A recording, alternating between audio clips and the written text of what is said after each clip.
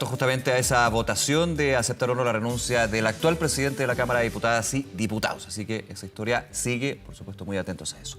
Vamos a uno de los temas que estábamos comentando, se lo decíamos, el excomandante jefe del Ejército, Juan Emilio Cheire, quedó en prisión preventiva tras ser procesado por malversación de caudales públicos por casi 130 millones de pesos, por lo que permanece recluido en el batallón militar de Peñalolén.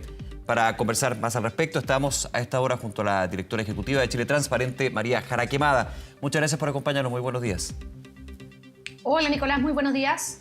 ¿Qué tal? A ver, aquí hay un proceso que sigue, también hay que sumar a lo que fueron las decisiones de la ministra Rutherford, la prisión preventiva para el general retiro, Juan Emilio Cheire, y también dos excomandantes jefes del Ejército, ampliar lo que es la investigación. Esto principalmente por el uso de gastos reservados, que es un tema que evidentemente queremos conversar a esta hora, María. En términos del desarrollo de este proceso, estamos hablando de acusaciones contra excomandantes en jefe del Ejército. ¿Cómo se ve desde Chile Transparente lo que ha sido estos años en términos de la investigación, esperando que obviamente las instituciones funcionen en ese caso, pero por sobre todo la discusión sobre los gastos reservados y el mal uso, el uso indebido de estos gastos? Sí, a ver, yo creo que obviamente lo que estamos viendo de que todos los excomandantes en jefe desde el retorno a la democracia estén siendo procesados por distintas aristas y causas de mal uso de recursos públicos, obviamente es lamentable. Pero yo creo que tratando de ver como el vaso medio lleno, yo creo que también es una buena noticia que estemos viendo que la justicia efectivamente está cumpliendo con su rol, está investigando y en caso que se comprueben estos hechos, porque recordemos que tal como tú dices está todavía en investigación, hayan las sanciones adecuadas.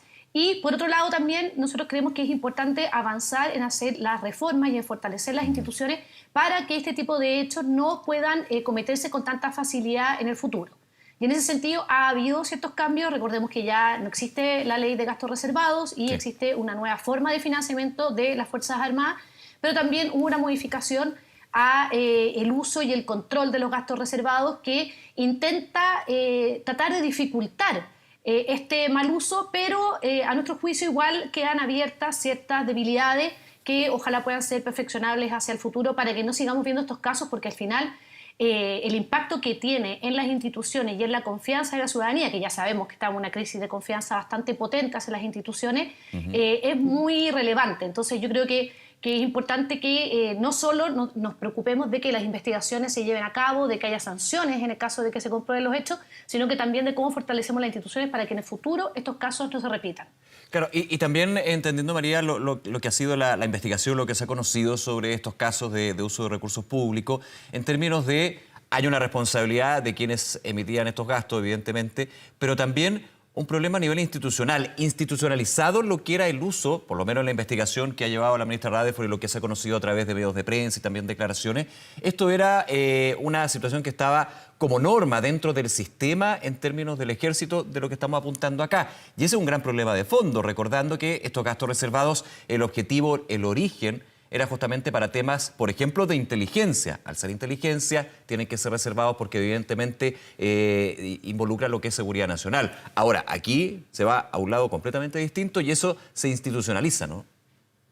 Así es, yo creo que hemos visto en los distintos casos, las distintas aristas que se están investigando, cómo hay una especie de normalización de la corrupción. Y eso obviamente es muy preocupante, porque eso implica que no solo hay que fortalecer las reglas, por ejemplo, sino que también hay que generar esos cambios culturales. En el fondo hay que elevar dentro de las propias instituciones los estándares de integridad y de ética para que estos actos se dejen de normalizar. Porque obviamente uno de los peores problemas que tú tienes, y eso lo ves en países que son sistemáticamente corruptos, es cuando se normaliza la corrupción, es cuando parte de la vida diaria de hacer los trámites, de actuar, es a través de la corrupción. Y eso es lo más difícil de combatir. Entonces yo creo que efectivamente parte de dejar de normalizar estos actos tiene que ver con las investigaciones también. O sea, yo creo que efectivamente cuando se ve que excomandantes en jefe, que son personas que tuvieron cierto poder, que tenían cierto blindaje, por así decirlo, efectivamente igual pueden ser procesadas, pueden ser detenidas, pueden estar en prisión por estos hechos. Yo creo que también es una señal bien potente para abajo de que en el fondo esto es incorrecto y que hay que dejar de normalizarlo. Pero efectivamente yo creo que el Ejército, desde que se destapó todo el caso del Milico Gate, yo creo que ha estado trabajando en eso, el Ministerio de Defensa ha estado colaborando también, pero obviamente este es un trabajo continuo y yo creo que aquí el Poder Civil también tiene una gran responsabilidad hacia el futuro.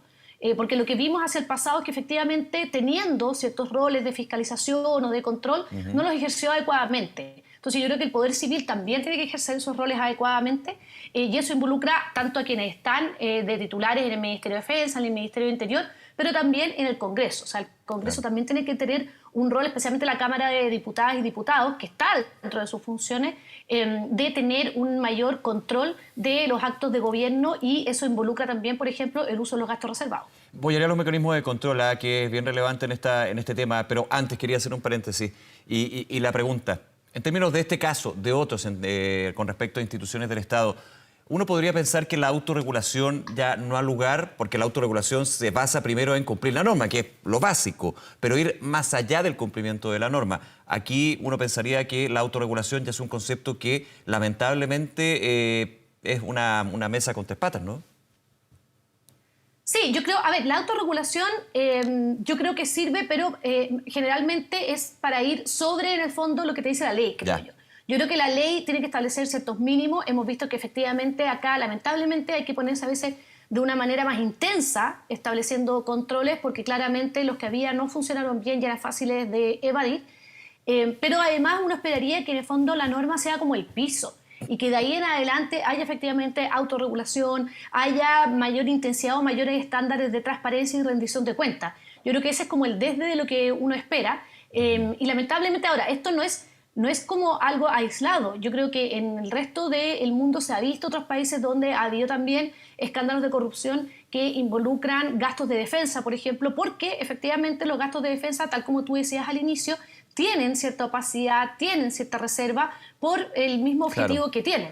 Y eso, obviamente, cuando tú tienes mayor opacidad, mayor reserva, menos control, eso te genera ciertas como incentivos o te genera ciertas condiciones para que pueda haber mayor corrupción que en otros sectores donde hay más transparencia, donde hay más control. Claro, pongo un ejemplo, otra arista, porque es distinta a la que estamos comentando, en particular por la noticia, digamos, por lo que fue el procesamiento y la prisión preventiva de General Cheili y también la ampliación de procesamiento e investigación a otros excomandantes jefes del Ejército, pero lo que es denominado la arista viajes.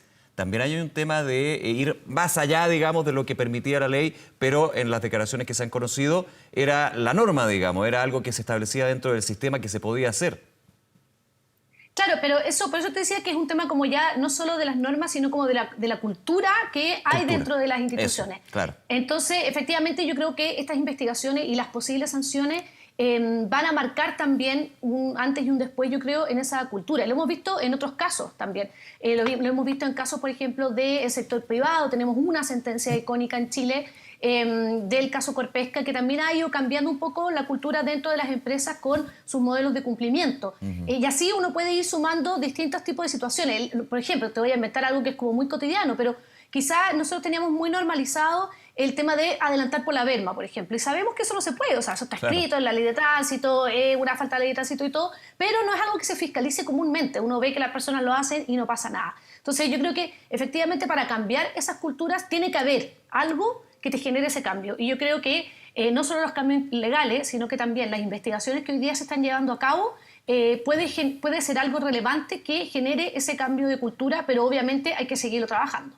Claro, aquí están los mecanismos de control, pero mencionabas tú, María Jara Quemada, el rol fiscalizador de la sociedad civil, de las entidades que representan a la sociedad civil. Aquí una de ellas es el Congreso. Hay otras también que interactuar en este punto, ¿no? Sí, Contraloría, por ejemplo, se le reporta o se le informa anualmente de manera reservada el uso de los gastos reservados que se haya usado adecuadamente. Y en ese sentido, con la nueva ley, se involucra también a los ministros y ministras de las ramas, por ejemplo, de Interior, de Defensa, de Relaciones Internacionales. Por lo tanto, ahí se hace como corresponsable al Poder Civil, pero Contraloría todavía no tiene muchas atribuciones o mucha capacidad de realmente fiscalizar que estén bien utilizados esos recursos, porque básicamente se le rinde de una manera como bastante genérica. Eso te quería preguntar, ¿se le rendía o se le rinde hasta el minuto? Ahí yo me pierdo un poco, de manera genérica en términos de, lo voy a simplificar, yo sé que es bastante más complejo, pero entregar el monto que se usó de gastos reservados, pero no el desglose y el detalle, que uno pensaría estar lógico para finalmente hacer una fiscalización y poder de alguna manera, si hay alguna señal de alerta, hacer el traqueo de qué pasó ahí, digamos. Exacto, la trazabilidad de esto es muy, muy difícil. Y eso obviamente complica a Contraloría, que Contraloría puede, en el fondo, si ve inconsistencia o tiene observaciones, se las puede hacer a la ministra o al ministro, pero es difícil que las haga si no tiene el detalle. Y uno entiende que efectivamente en el tema de, por ejemplo, el uso de gastos reservados para inteligencia o contrainteligencia, uno entiende que no van a haber boletas, que no van a haber contratos.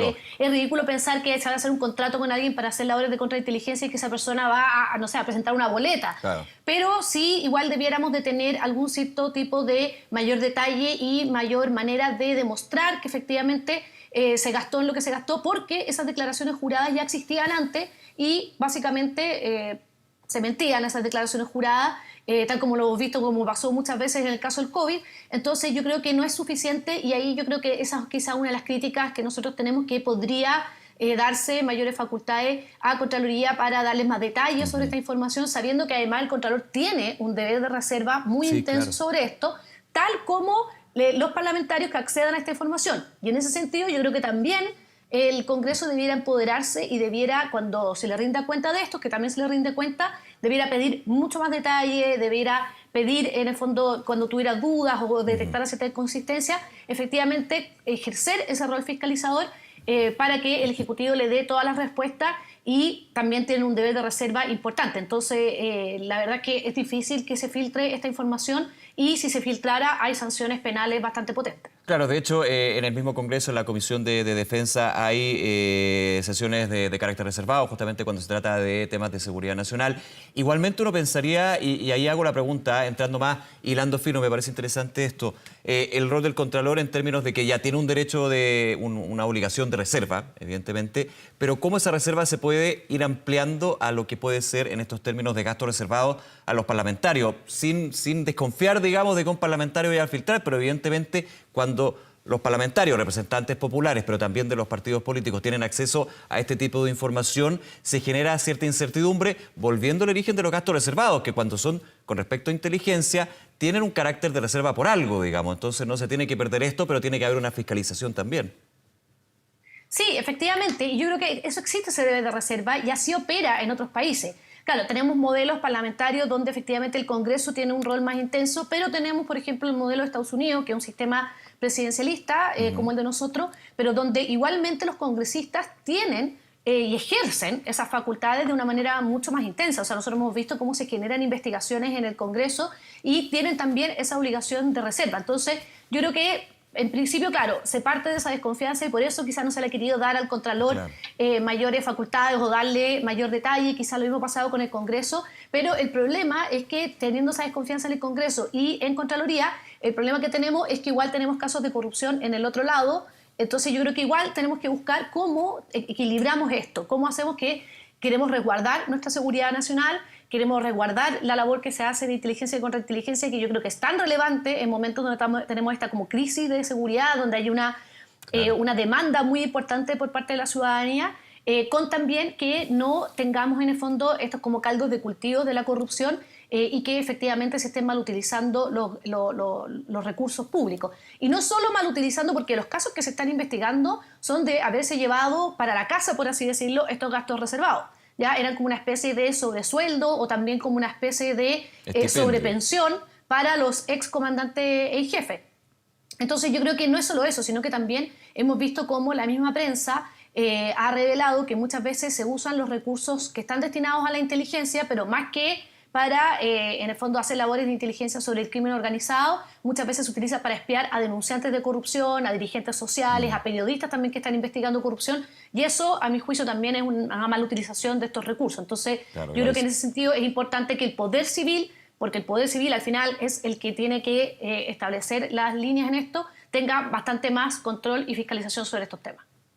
María Jaraquemada, directora ejecutiva de Chile Transparente, muchísimas gracias nuevamente por acompañarnos esta mañana. Que tengas buen día. Muchas gracias a ti y que tengas muy buen día. Un abrazo, gracias.